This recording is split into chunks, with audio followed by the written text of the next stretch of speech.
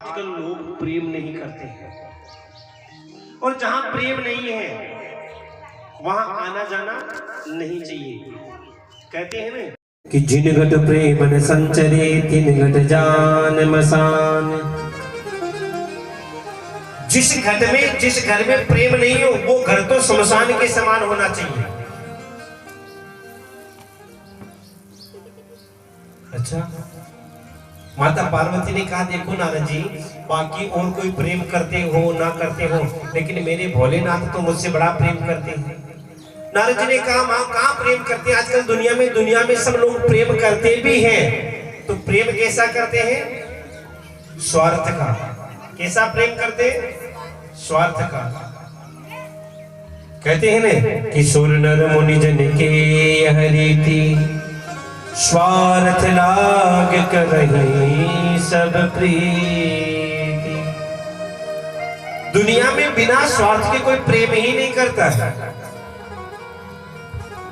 पिता अपने पुत्र से प्रेम करता, बाप अपने बेटे से प्रेम करता, उसमें भी स्वार्थ होता है। पिता सोचता प्रेम नहीं करूंगा तो बुढ़ापे में सेवा नहीं करेगा। पुत्र अपने पिता से प्रेम करता है, उसमें भी स्वार्थ है। सोचते अगर पिताजी से प्रेम नहीं किया तो कहीं पिताजी जायदाद दूसरे के नाम ना कर जाए। पति अपनी पत्नी से प्रेम करता, उसमें भी स्वार्थ है, और पत्नी अपनी पति से प्रेम करे उसमें भी स्वार्थ है। माता पार्वती ने कहा भगवान नारद से कि नारद जी, दुनिया वाले भले ही स्वार्थ का प्रेम करते हो, लेकिन मेरे भोलेनाथ तो मुझसे इतना प्रेम करते हैं, इतना प्रेम करते हैं, इतना प्रेम करते हैं कि पूछो। अच्छा, हाँ, कितना प्रेम करते हैं? माता पार्वती कहती है रे नारद जी, आपको पता है कान में जो गुरु मंत्र देते, लिया आपने, किसी ने गुरु मंत्र लिया होगा ना? देते हैं गुरु मंत्र।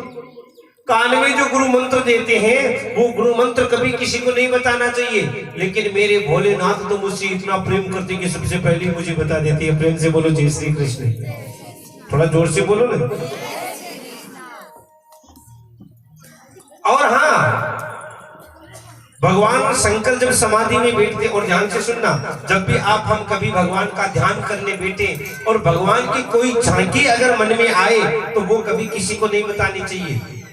लेकिन नारद जी के माता पार्वती कहती है कि भोलेनाथ को तो जो भी दर्शन होते हैं समाधि में सबसे पहले मुझे आकर बता देते हैं। बताओ इससे ज्यादा प्रेम करने वाला और कौन होगा? जो बात नहीं बतानी चाहिए वो भी बता देते हैं। अब बताओ इससे और ज्यादा प्रेम करने वाला कोई होगा? फिर तो नारद जी ने कहा आपको सब कुछ बता रखा। हाँ, मुझे तो सब कुछ बता रखा है। नारद जी ने कहा माँ, तो फिर आपको ये भी बताया होगा भगवान शंकर के गले में जो मुंडों की माला है, मुंड समझ रहे हैं, खोपड़ी, भगवान शंकर खोपड़ियों की माला पहनते हैं। आपको ये बताया होगा कि वो किसकी मुंड है, किसकी खोपड़ियां हैं? माता पार्वती ने कहा कि ये तो नहीं बताया। नारद जी ने कहा फिर खाक प्रेम करते हैं? जिस माला को 24 घंटे गले में लटका के घूमते हैं उसके बारे में ही नहीं बताया, तो फिर क्या प्रेम करते हैं? पार्वती जी ने कहा चिंता मत करो, आज ही आने दो, अभी पूछ लूंगी। और नारद जी उठकर जाने लगे। कहा मां चलता हूं, क्योंकि अपना काम तो हो गया ना। हाँ, नारद जी चले जिधर भगवान शंकर समाधि में थे उधर। अब जाकर जोर से आए, तक तो जोर से नहीं बोला, लेकिन अब की बार बोल के प्रणाम किया, भोलेनाथ प्रणाम करता हूं। शिव जी ने आंखें खोल के देखा तो नारद जी आए हैं। नारद जी ने कहा भोलेनाथ, माता पार्वती याद कर रही है। शिव जी ने आंख खोल के विचार कर लिया कि अच्छा तुम जाके आए हो तो जरूर याद करेगी, क्योंकि तुम कोई ना कोई गड़बड़ करके आए हो। भगवान शंकर ने देखा कि अब देर नहीं करनी चाहिए, कहीं कोई बड़ी गड़बड़ ना हो जाए, इसलिए भगवान शंकर उठकर गए और जाकर देखा तो महाराज माता पार्वती तो समझ रहे हैं। शिव जी ने कहा रे देवी क्या बात है? इधर आके पूछा रे बता तो सही हुआ क्या?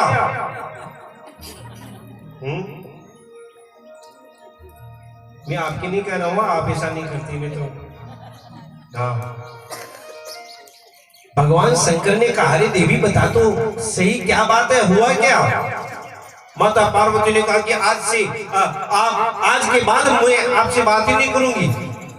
क्यों? अरे महाराज, आप तो ऊपर से काले हैं और अंदर से भी काले हैं। भगवान शंकर ने कहा, देवी अंदर से काला तो वो होता है जो कपटी हो, मैंने ऐसा क्या कपट किया? माता पार्वती कहती, महाराज आज भला हो मेरे गुरुदेव नारद जी का जो मेरी आंखें खोल गए। शिव जी ने कहा, वो थोड़ी ज्यादा ही खोल गए, बता तो सही हुआ क्या? माता पार्वती कहती है कि आप मुझसे अगर प्रेम करते तो बताओ, आपने जो गले में ये मुंडों की माला पहन रखी, ये खोपड़ियों की जो माला पहन रखी, ये किसके मुंड है? आपने बताया कभी? भगवान शंकर ने कहा, देवी इसमें नाराज होने की क्या बात है, तुमने पूछा नहीं, मैंने बताया नहीं, आज तूने पूछ लिया तो बता देता हूँ। हाँ, ये मेरे गले में जो मुंडों की माला है ना, वो तेरे मुंड है। मतलब कि वैसे तो तुम अजन्मा हो, लेकिन इस धरती पर लीला करने के लिए तुम बार बार जन्म लेती हो, और जब जब शरीर छोड़ती हो, उस शरीर की याद बनाए रखने के लिए तेरे उस शरीर की खोपड़ी में मेरी माला में पहन लेता हूं। माता पार्वती ने गिनकर देखा तो 100 से भी ज्यादा। माता पार्वती ने कहा, इसका मतलब मैंने 100 बार जन्म ले लिया और 100 बार मर गई। भगवान भोलेनाथ ने कहा, माता पार्वती ने कहा, हे भोलेनाथ, इतने बड़े सत्य आप ही हैं, आप इतने बड़े सत्य हैं जो मेरी 100 मुंडों की माला पहन रखी है। अरे मैं भी तो सती हूं, 2-5 मुंड तो मेरे गले में भी होने चाहिए ना, समझे? शिव जी ने कहा, देवी किसके मुंड? माता पार्वती ने कहा, महाराज मैं 100 बार मर गई, 100 बार जन्म ले लिया और 100 बार मर गई, कम से कम 10-5 बार तो आप भी मरे होंगे, और 10-5 बार आप मरे हो तो आपकी मुंड तो आपकी खोपड़ियां मेरे गले में होनी चाहिए कि नहीं होनी चाहिए? शिव जी ने कहा, देवी मैंने तो जब से जन्म लिया तब से मरा ही नहीं। माता पार्वती ने कहा कि फिर आप कपटी नहीं, आप तो महाकपटी हैं। अरे आपने ऐसी कौन सी चक्की का आटा खा लिया जो आप मरते ही नहीं है? आपकी पत्नी 100 बार मर गई और आप एक भी बार नहीं मरे। भगवान शंकर ने कहा, देवी ये सब अमर कथा का प्रताप है। माता पार्वती कहती है, तो मुझे भी सुननी है ना, मुझे भी अमर कथा सुननी है। ध्यान देके सुनिएगा सज्जनों, अमर कथा जो है अनाधिकारी को हर किसी को नहीं सुनानी चाहिए, उसकी पहले परीक्षा होनी चाहिए, ठोक पीट कर बजाकर अमर कथा सुनाई जाए। अब माता पार्वती ने जिद कर ली कि मुझे अमर कथा सुननी है। अब नारद भगवान शंकर तो धर्म संकट में, हाँ महाराज दुनिया में 3 ही तो हट है, बाल हट और राज हट, और तीसरी की चर्चा अपन 2 तारीख शाम को 6 बजे करेंगे। हाँ मुझे भी डर लगता है, अभी तो 5 दिन की कथा और बाकी है। महाराज माता पार्वती ने कर ली जिद, मुझे अमर कथा सुननी है। भगवान शंकर उन्हें वहां से लेकर अमरनाथ क्षेत्र में गए, और अमरनाथ क्षेत्र में जाकर भगवान शंकर ने वहां सभी जीवों को आदेश दिया कि सब जीव इस जगह को छोड़ के चले जाएं, और 3 ताली का नाद किया, 3 ताली बजाई, बाकी सब जीव चले गए। लेकिन अभी थोड़ी देर पहले सुन रहे थे ना, वहां गोलोक से राधा रानी ने एक तोता को भेजा, तो वो एक तोती के गर्भ से अंडे के रूप में जन्म लिया। अब अंडा जो होता है उसमें जीव होता भी है और नहीं भी होता है। जब तक अंडा पके नहीं तब तक उसमें से जीव का प्रादुर्भाव, क्योंकि जो पक्षी होते हैं उनका 2 बार जन्म होता है, एक अंडे के रूप में और एक अंडे से जीव के रूप में। इधर 3 ताली का नाद किया, बाकी सब जीव चले गए, लेकिन वो अंडा वहीं पड़ा रह गया, अधपका अंडा। इधर भगवान शंकर माता पार्वती को कथा कहने लगे, आंख बंद कर ली। भगवान शंकर की समाधि भाषा है, भगवान शंकर आंख बंद करके कथा कहते हैं। भगवान शंकर कथा कहते हुए पार्वती से कहा, रे देवी मैं तुम्हें कथा कहूं, इसका क्या पता चलेगा कि तुम सुन रही हो कि नहीं सुन रही हो, मैं तो आंख बंद करके कथा कह रहा हूं। और मैं आंख बंद करके कथा को और कहीं तुम नींद निकालने लग जाओ तो, इसलिए बीच बीच में हुंकार देनी पड़ेगी। पुराने जमाने में जब वो कहानी चुटकुला कहते तो हुंकार देते ना, हाँ। भगवान शंकर ने कहा कि मैं कथा कहूं तो तुम बीच बीच में हरये नमः, हरये नमः, क्या बोलना तुम्हें? हरये नमः। थोड़ी थोड़ी देर में बोलती रहना ताकि मुझे पता चलता रहे कि तुम कथा सुन रही हो। महाराज मैं भी अगर उनकी तरह कथा कहने लग जाऊं तो हाँ, आंखें खोल के कथा कह रहा हूं तो भी नींद आ रही है, और आंखें बंद करके कथा कहूं तो महाराज एक ही श्रोता जगह ले रहे। प्रेम से बोलो जय श्री कृष्ण। लेकिन कथा में तो नींद निकालनी नहीं है, और मैं तो कभी निकालने देता भी नहीं। भाई लोगों की हाँ थोड़ा माताओं को सुविधा है, हाँ थोड़ा सा घूंघट नीचे किया, पड़ोसी ने कह दे तने नींद आ रही, तो देखो नींद आ भी जाए तो भी ये नहीं मानते हैं कि मुझे नींद आ रही है। पड़ोसी ने कह दिया तने नींद आ रही तो मुतारा की जो बिगड़ी नाल रखता हूं ना मुझे ध्यान लगा। आप भले कितने ध्यान से सुनो फिर भी मुझे पता ही चल जाती है, इसलिए नींद तो निकालनी नहीं है। प्रेम से बोलो जय श्री कृष्ण। सज्जनों, भगवान शंकर माता पार्वती को बिठा के अमरनाथ में कथा कह रहे हैं। इधर इस अमर कथा के प्रभाव से जो वो अदप का अंडा था ना जी, उस अंडे में जीव का प्रादुर्भाव हो गया। वो जीव फुदक फुदक कर खेलने लगा और वो अमर कथा सुनने लगा। धीरे धीरे कथा सुनते सुनते आज 6 दिन बीत गए, 7वां दिन प्रारंभ हो गया।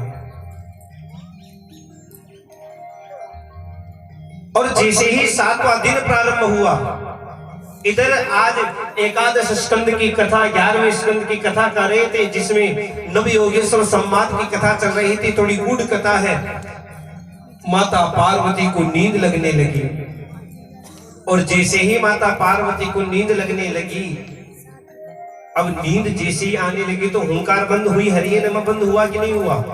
यहाँ उस तोते के बच्चे ने, भगवान सुखदेव ने देखा कि अगर ये हरिये नमः छूट गया तो मेरी कथा अधूरी रह जाएगी, क्योंकि भगवान शंकर ने आंख खोली तो मुझे देख लेंगे और मेरी चोरी पकड़ में आ जाएगी। और आपने देखा हो कि तोता जैसा सुनता है वैसा ही बोलता है। हाँ? इतने दिन से हरिये नमः सुन रहा था, इसलिए जैसे ही माता पार्वती को नींद लगी, इधर से वो तोता भी हरिये नमः बोलने लगा। और भगवान शंकर कथा कहते रहे। 7वें दिन की एकादश स्कंद के बाद 12 स्कंद, और जैसे ही कथा का विश्राम हुआ और भगवान शंकर ने जोर से जयकार लगाई, बोले बाल कृष्ण लाल की। और जैसे ही जयकार लगाई, माता पार्वती हड़बड़ा कर उठी।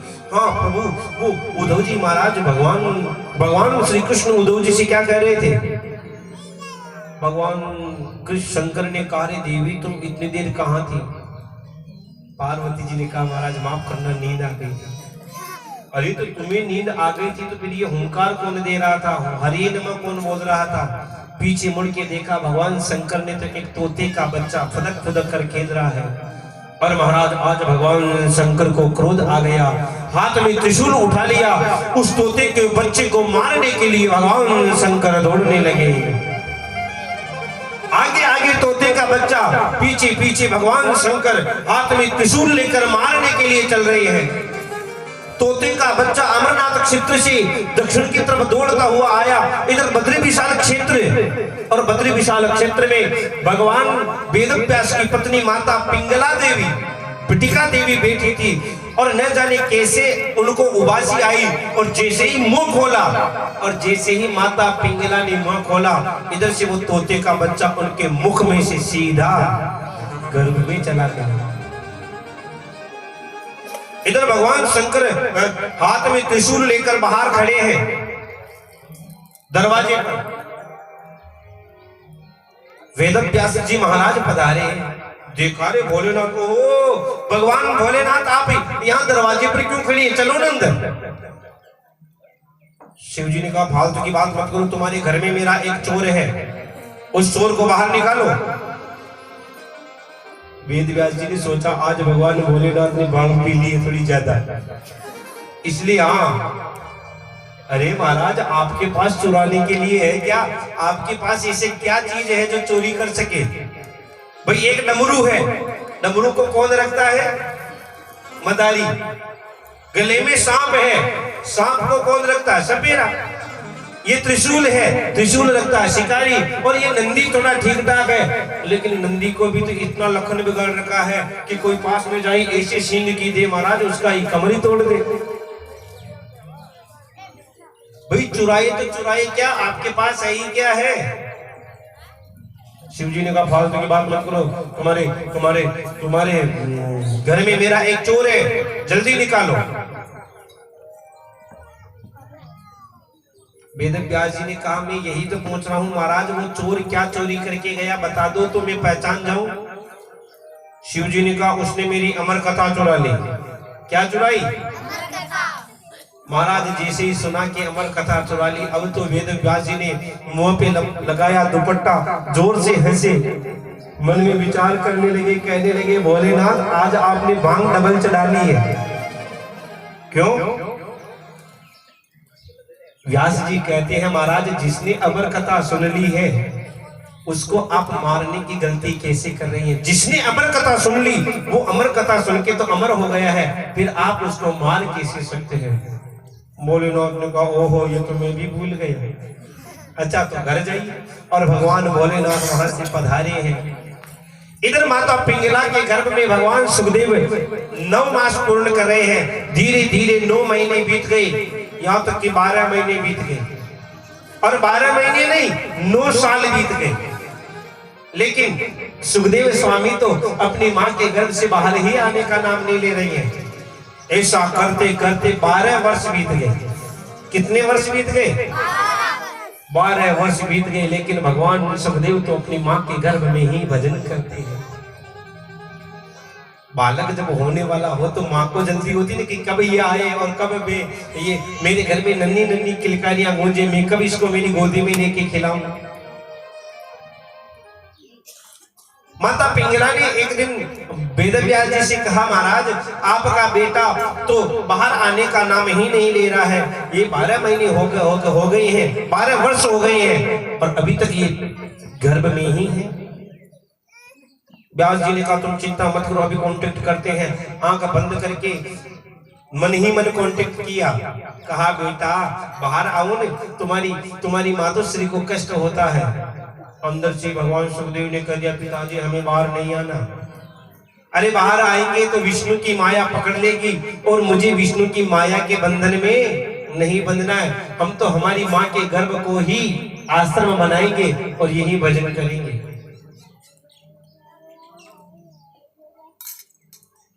व्यास जी ने कहा बेटा मैं तुम्हें गारंटी देता हूं कि तुम्हें भगवान विष्णु की माया नहीं पकड़ेगी।